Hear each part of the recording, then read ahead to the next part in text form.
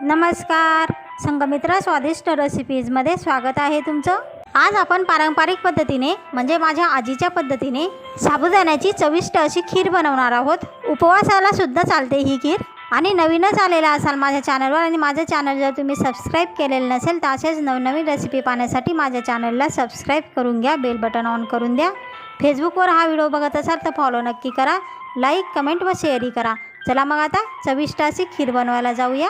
साबुदाण्याची खीर करायची आहे, त्याकरता आपण हे साबुदाणे 3-4 तास छानपैकी भिजवून घेतलेले आहेत। साबुदाण्याच्या प्रकारानुसार साबुदाणा हा भिजायला कमी जास्त वेळ लागू शकतो। साबुदाणा असा व्यवस्थित भिजला पाहिजे की तो हाताने सहज चुरगळला गेला पाहिजे। ह्या भिजलेल्या साबुदाण्याचं जास्तीचं पाणी आपण गाळून घेणार आहोत। आपला साबुदाणा तयार आहे। आता इतर साहित्य बघूया। ही तुमच्या टेस्टनुसार साखर घ्या, टेस्टनुसारच मीठ घ्या, जायफळ पूड व वेलची पूड लागेल आपल्याला। तुम्हाला आवडतील त्या ड्रायफ्रूटचे काप घ्या।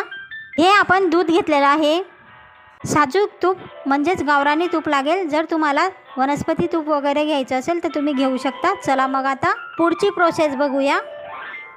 साधारण 1.5 ग्लास हा भिजलेला साबुदाणा होता, तर आपण हे 1 ग्लास पाणी घेतलेलं आहे। त्याला आपण उकळी आणायला ठेवलेलं आहे गॅसवर।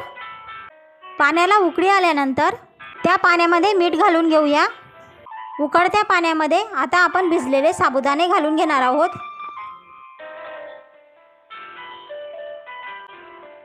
मिक्स करून घेऊया आणि हा साबुदाणा आपण आता शिजवून घेणार आहोत व्यवस्थित। आपण शिजू घातलेला साबुदाणा हा पारदर्शक दिसायला लागला म्हणजे तो शिजला असं समजावं। आपला साबुदाणा पारदर्शक दिसत आहे म्हणजे तो शिजलेला आहे।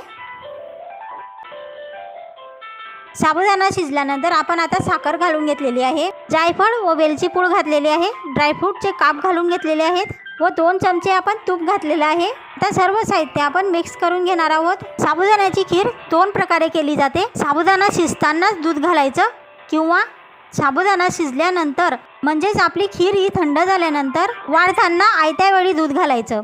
वाढण्याच्या वेळेस दूध घालण्याची खीर मी ही बनवलेली आहे।